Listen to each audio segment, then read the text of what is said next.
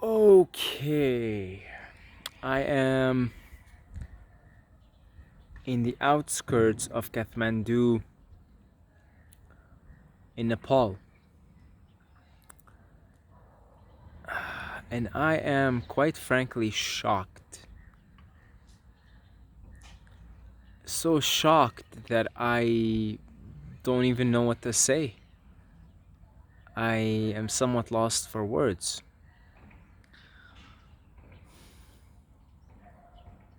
You can't really see the city because, or I guess you can, but uh, basically, there is that mountain over there, that little mountain. But basically, what you see in front of you isn't fog. It isn't.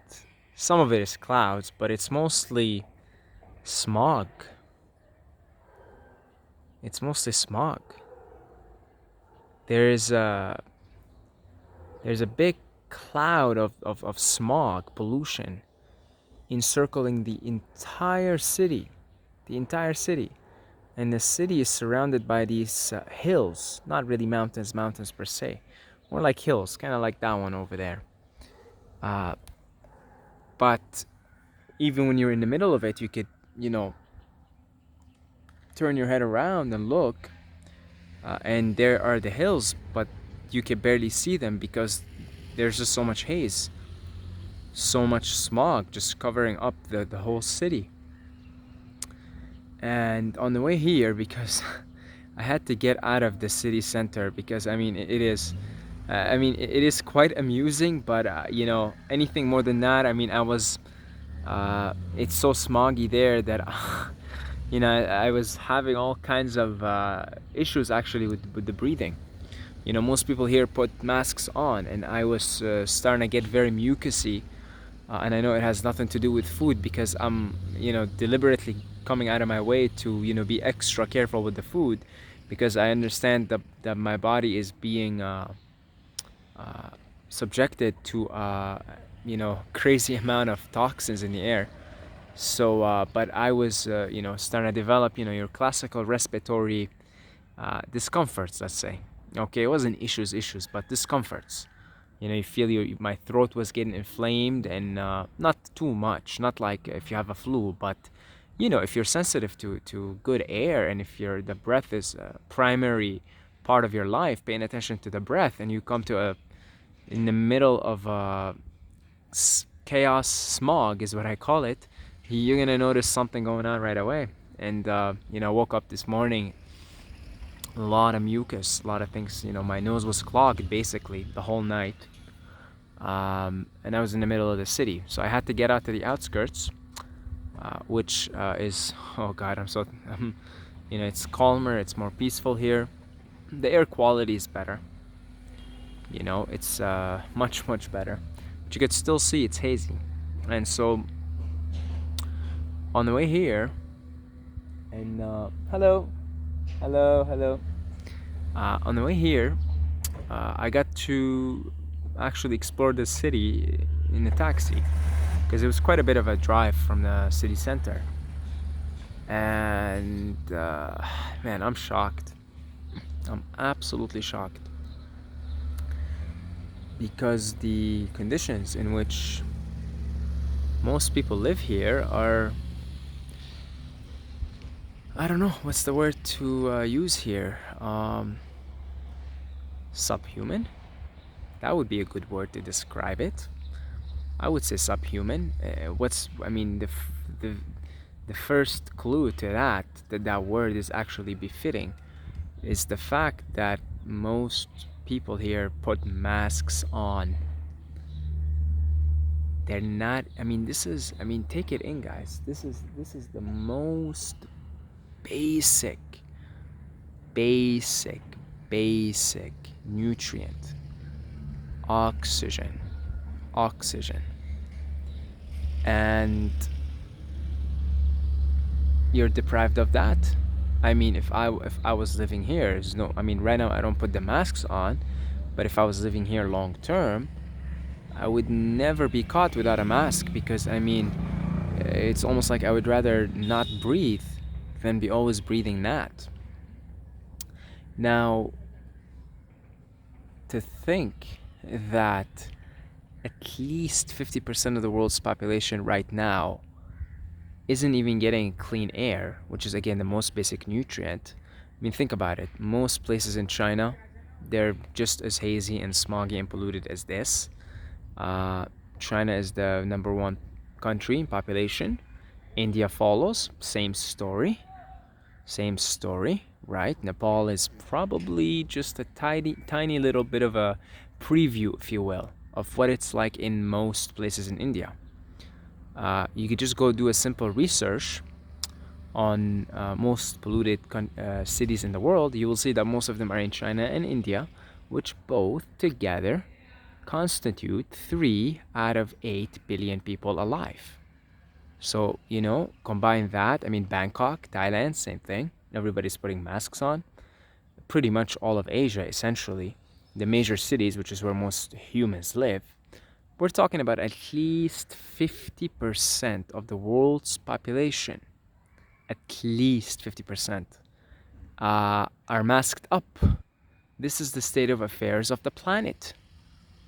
This is the state of affairs of the planet. More than half the humans alive, which are the highest evolved creature, both in consciousness and in physicality, because they just reflect one another. Physical mind manifests matter.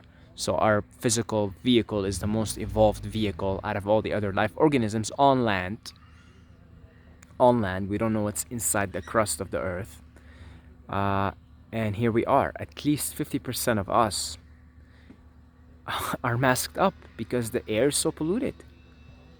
It's ridiculous. It really is ridiculous. Uh, and you might say to yourself, well, Saeed, look at the positive things. You're traveling and stuff. Why are you focusing on that? Well, what else am I going to focus on, ladies and gents? What else am I going to focus on? The most basic thing is breath. That's the very most basic thing. So guess what? I'm always paying attention to my breath, and so therefore, wherever I go, I'm going to be that's going to be one of the first issues that rise up to my head, to my mind.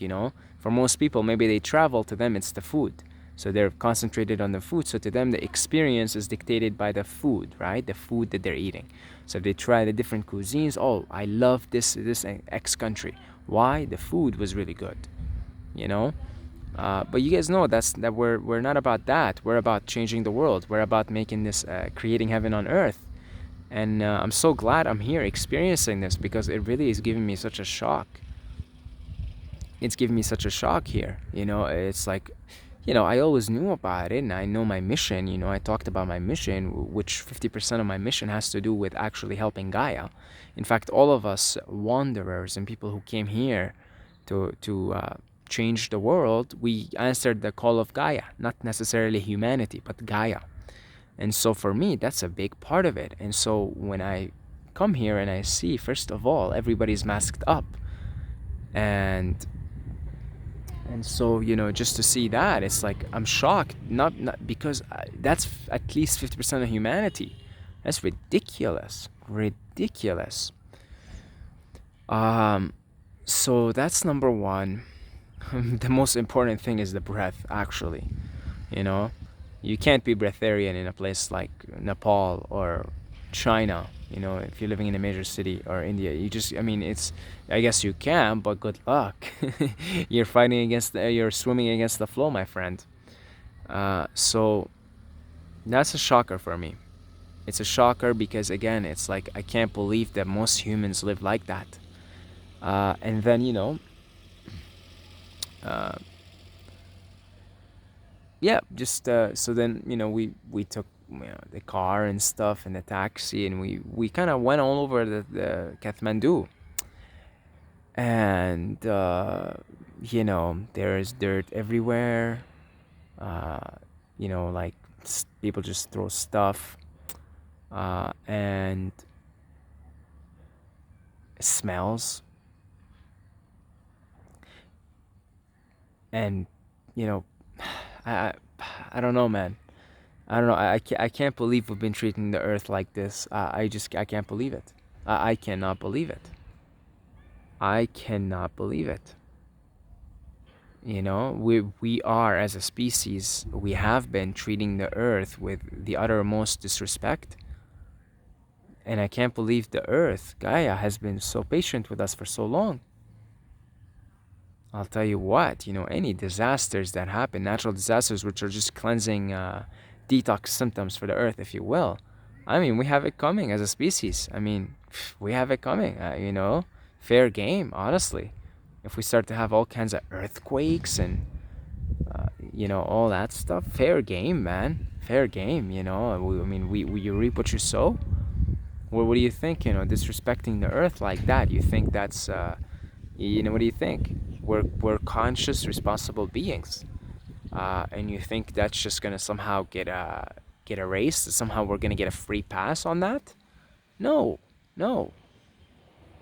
So there's going to be a backlash. There's going to be some major detox symptoms, and we're going to reap what we have sown all these years. And the tragic thing is, the people are, the Nepalese people, they're super, super cool, very, very, very nice people. Very nice people.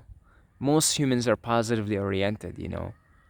It's clear, like, most humans are just positively oriented. It's as simple as that. Uh, so, that whole tape of I went there and the police people were nice, Thai people was nice, that's because most humans are actually positively oriented. 70 to 80% of humans are positively oriented. Uh, just unconscious. Unconscious. That's the perfect word. In living in ignorance. That's what the Buddha described it as. He said that most humans live in ignorance. Ignorance is I ignore. Look at the word ignore. They just ignore it. It's just ignorance. They do not know. Jesus said on the cross, Father, forgive them, for they do not know. They just don't know. They're not bad people. They're, but they're just running on momentum, programs, unconscious behavior, instincts. That's it. Survival. So here's the thing: everybody in the world is running in survival mode. So people here they're just looking to make a living. I had a very lengthy chat with a 21-year-old Nepalese man. Like one of us millennials, right? And very, very nice guy. We chatted for a good 30 minutes. I was gonna go get a SIM card. We chatted for a good 30 minutes, because it took a while to activate the phone. Great guy, great guy. We exchanged information and stuff. And he was telling me, he's like, he seemed to be a quite a conscious soul. He told me, look, everybody here is just money, money, money. Everybody's running to. He's like, he works 12 hours a day. This is another thing in these countries here. People work like 12 hours a day, 7 days a week. They don't get a break. He works 12 hours a day, 7 days a week. He told me, tourists come here to go to the mountains and stuff. He's like, I'm Nepalese. I never went to the mountains. I don't have any time. He's like, no time, no energy, no money, because it's expensive actually. So he said, no time, no energy, no money. And that's the story of the vast majority of the people here in Nepal and the vast majority of humans. Remember, most humans live in the eastern part of the world, not the western part. I'm so glad I'm here. I really am. To me, this is just more of a reinforcement for my mission, which is, again, to raise consciousness and to help Gaia ascend, to live harmoniously with the earth. And it seems to me that everything now that happens into my life, wherever my heart takes me, like my heart took me to Nepal now, it seems it's just in service of the mission. It just giving me more insights on the situation so that I could become a better servant for Gaia with more understanding and more knowledge and experientially. You get to see it for yourself. So yeah, most people here, they work 12 hours a day, 7 days a week, and all just to survive. It's so essentially humanity is a big giant slavery system. That's what it is. The reptilians, they did quite a good job at making this a slavery planet. Now, okay, it's been 15 minutes of like kind of gloom and doom, right? But that's the thing is, I'm being gloom and doom right now, from a place of understanding that that's all changing. Okay, changing. Like if I go to say somewhere in Europe that's very progressive, it will be much easier for me to see that. You know what I mean? Like if I go to Sweden or something, even Canada, man, Canada is very progressive. If I was to go to Sweden or something, where they really take care of the environment, and you start to see electric cars, and solar panels everywhere, etc. Then it's much easier to see that the world indeed is changing. But coming to a place like this, it isn't, because this is, I mean, looking, Kathmandu was London back in the Industrial Revolution. Smoggy, polluted, the rivers were unswimmable and dirty and full of dirt. And essentially, coming to a place like this, you're just kind of going back in time of how it all started. Industrial Revolution, it was all, since the Industrial Revolution, really. Uh, it may be harder to see that the world's changing. You may look around and be like, whoa, holy. But no, coming to a place like this is a good, actually, it's also good to see. It gives you like an idea of how humanity has been behaving for the last, like, say, 200 years. But then you remember that it's all changing. The ascension process is already taking place, right? And so, everybody sort of follows the West nowadays. Not sort of, everybody follows the West pretty much, okay? You just gotta live in the East. You know this pretty quickly. All the new kids, the new generation, the millennials, oh, they watch English movies, like American movies, and they all speak English, and they all essentially follow the West. The West, that's the footsteps of the West. uh, and in fact, one of the biggest complaints of the old timers here in the East is that the youngsters are becoming westernized. Like the old paradigms are dying, essentially. um, and you know that in the West now, like, there's a serious progressive movement towards sustainability, towards living more harmoniously with the earth. uh, the West Coast in America, right? California and Colorado and these places, very progressive. Europe is very progressive. So it's a matter of time before the Western societies become totally back into harmony with nature, and the eastern part of the world will follow. Plain and simple.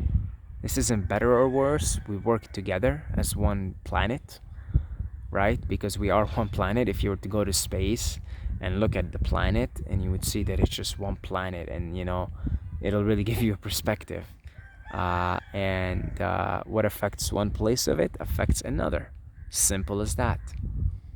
It's like you wonder why you have acne on your forehead. Acne on the forehead is the result of clogged up toxins in your intestines.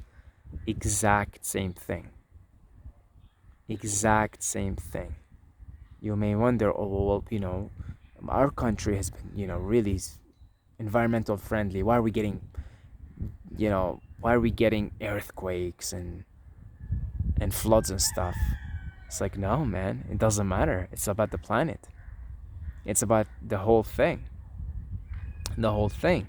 And I gotta give it to the reptilians, man. The negative entities. They've done a good job at making this a slave planet. Like, if I was to just look at it completely objectively and just see, I'm just observing this. I'm not attached to one side or another. No bias. I'd say, wow. If you intended to make this a slavery planet, a planet of slaves, you did a really, really terrific job. And I want to give you a medal. I want to give the reptilians a medal. They're evil geniuses. That archetype of evil genius certainly holds true to the architects of the Matrix as it is now, as it has been now for quite some time. Really, really did a magnificent job. I mean, hey, get everybody to be in survival mode. Get everybody to have their first root chakra destabilized all the time. Get them to work 12 hours a day, 7 days a week. And yeah, and then even though they're doing all of that, 12 hours a day, 7 days a week, still they're not getting by. They're not getting by. They're barely eating. Right? Unluckily, people here in Nepal, relative to the rest of the world, eat again relatively healthy. Their food is simpler. Okay, it's still the food of civilized man, but their food, let's say, is simpler. and it's not uncommon at all. I just saw this actually on the way here. You get a bunch of chickens, like 30, 40 of them locked up in cages, and you have the butcher there, and he's got his knife, and he just, you know, takes the chicken, all those poor chickens in the cage, takes the chicken out, and and kills the chicken, right there on the street. So tragically, what's tragic about it? The guy's probably a nice guy. He probably is. That's if we're gonna do probability based. 8 out of 10, there's a good chance that 7 out of 10 or 8 out of 10 chance that he's gonna be a nice guy. Just unconscious, very unconscious, because your parents have done it. Everybody does it around you. Just pick up put the chickens in the cage, kill them. They just see it as normal, and I get it because I come from a Muslim background where every year there's a celebration where you butcher a lamb, Eid al-Adha, and so I actually always wanted to go and witness it, and I did witness it, and I did at the time. I didn't think it was a big deal. I thought it was cool actually because that's the way everybody rolls there. I thought it was cool. I always said, to my dad, "Can I go see it?" And one of the years, I actually went and saw it. I saw them slaughter the lamb, and I didn't think much of it. And here I am. I'm a nice guy, groovy guy, aren't I? But at the time, I just thought it was normal, So, uh, just seeing all of that, man, it just gives me like more of a drive to keep working on the mission, I guess.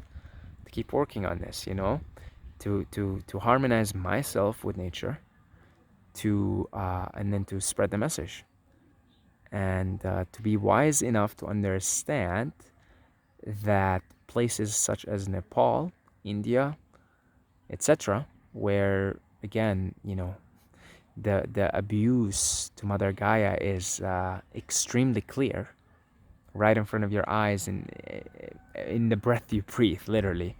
Okay, but with wisdom, understand that I'm just witnessing the lag here. The lag. That's all. It's just there's a lag. Because like I said, if I go live in Sweden, I'll be like, oh, I can see it. Oh yeah, the world's changing. Oh look, more people are installing solar panels. Oh look, there's more windmills. Oh look, the electric cars everywhere on the streets. So it'd be easier for me to see that. So, but with wisdom, I see. I'm just witnessing a lag here. That's all, right? And yeah, and I guess continue to see continue to be kind to people, and continue to see the kindness in them, so that way I'm not like angry. I'm not like, look at that guy, having these chickens in the cage and butchering them. What a terrible evil man.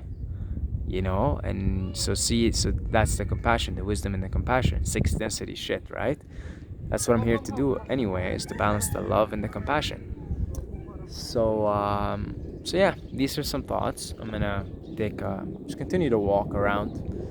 I'm definitely happy to be in the outskirts because the air quality is definitely at least 200% better here, and yet it's hazy everywhere. So that just tells you a little bit about the situation down in downtown. Okay, so yeah, I will see you guys in the next video. God bless.